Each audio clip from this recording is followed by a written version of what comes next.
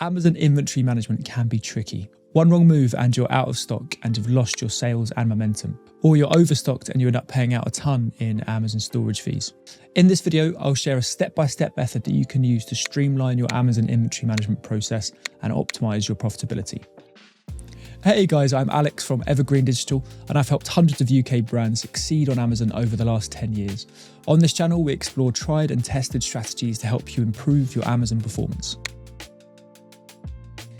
So why is Amazon inventory management so crucial? Effective inventory management is essential to the overall profitability of your Amazon account. And it's all about finding the sweet spot between not stocking out and not overstocking. And there are some negative consequences of stocking out on Amazon. And the first is a loss of sales and profitability. If you have no inventory in Amazon's warehouses, you have nothing to sell and therefore no sales revenue or profit coming through. It'll also negatively impact your momentum in terms of organic ranking.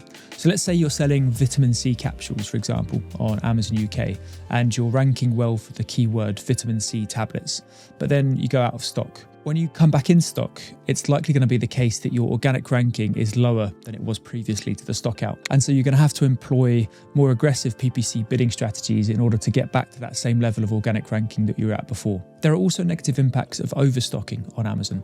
So Amazon charge you storage fees to store inventory in their fulfillment centers. And these storage fees are higher during Q4, and they'll charge you long-term storage fees if you have inventory in their fulfillment centers for over 6 months. And so if you're overstocked in Amazon, you're likely paying too much in storage fees and not optimizing your profitability. Overstocking can also cause cash flow issues.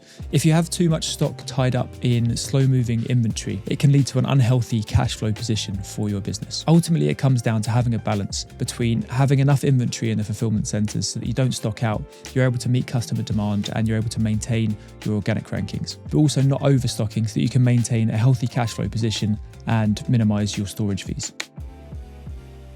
So demand forecasting is the foundation of a solid inventory management system on Amazon. And it's all about predicting future demand so you know how many units of inventory to send into Amazon's fulfillment centers. If you're guessing how many units to send in, you'll likely make costly mistakes and your Amazon account will take a hit. There are a few factors that you need to take into account when forecasting your demand on Amazon. And the first is your historical sales data. And this involves analyzing your sales velocity over the last 30 days to use as the basis for your demand forecasting. The next thing to take into account is your seasonal trends. So for example, if you're selling a giftable product, it's likely that you're going to have a seasonal sales spike in Q4 before Christmas.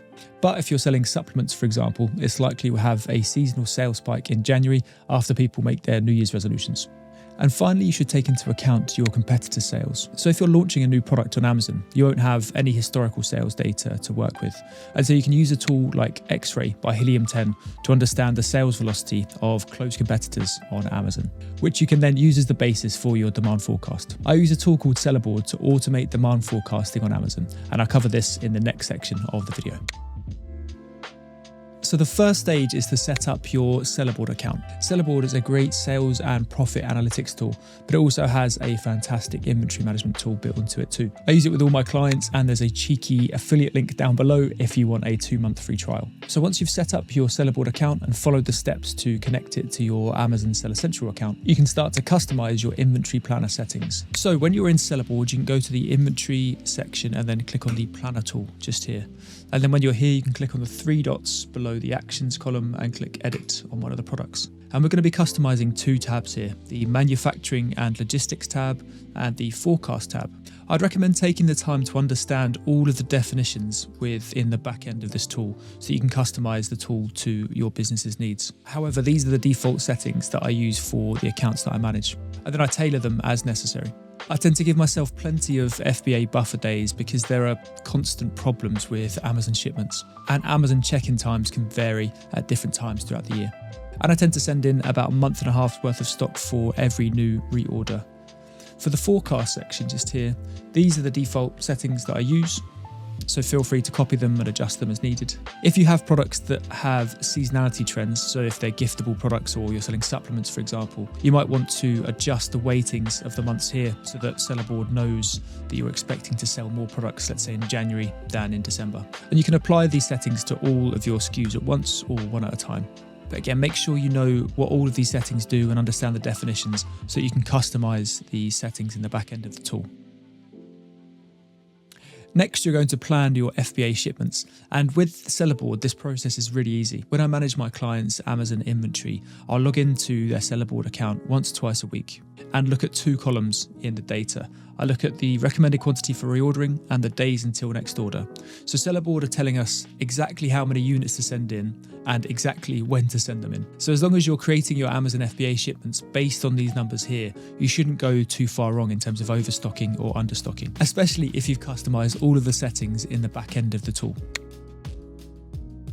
Next, you should alter your demand forecast to plan for periods of promotional activity. So let's say in July, for example, you're planning a period of aggressive promotional strategy.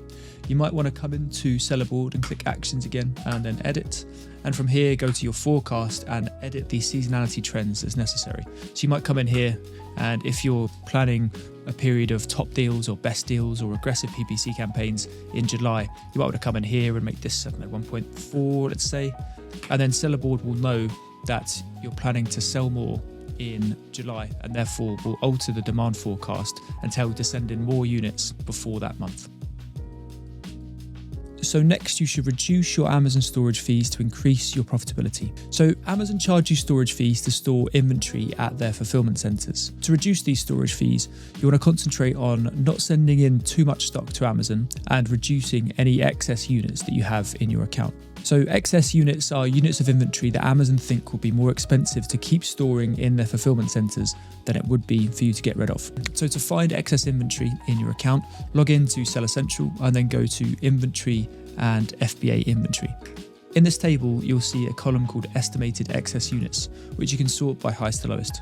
And if you have excess units in your account, you have a couple of options. And the first is to try and increase your sales velocity by running promotions like deals, discounts, or coupons, or try and be more aggressive with your advertising strategy. The second strategy is to create a removal order. So you have 2 options again when it comes to creating a removal order. And the first one is to ask Amazon to destroy the units for a small fee. The second is to ask Amazon to send the units back to your warehouse, which I think is the best option if you think that you'll be able to sell the products elsewhere at a profit. Just bear in mind though that if you create a removal order for 100 units to get sent back to your warehouse, they won't just send 1 box of 100 units. They might send 15, 16 boxes of various different quantities over the course of 4 to 5 weeks in typical Amazon style. So just let your warehouse know to expect some rogue deliveries from Amazon. So the final step is to get reimbursed for damaged and lost inventory, and I use Sellerboard again for this. So when you're in Sellerboard, you can go to money back and then lost and damaged. And then you can see an estimated reimbursement amount just here. So Amazon are supposed to reimburse you for inventory that they've lost or damaged in their fulfillment centers. And most of the time they do, but sometimes they don't. And you've got to keep them on their toes and you've got to make sure that you pester them until they give you your money back. So what I'd recommend is following the instructions that Sellerboard provide just here. You can download the report and then contact seller support using the template message that they provide. I tend to do this about once or twice a month for my clients and can get reimbursed about £500 a month for the larger accounts that I manage. So hopefully you guys enjoyed that video. Feel free to check out the other videos on my channel.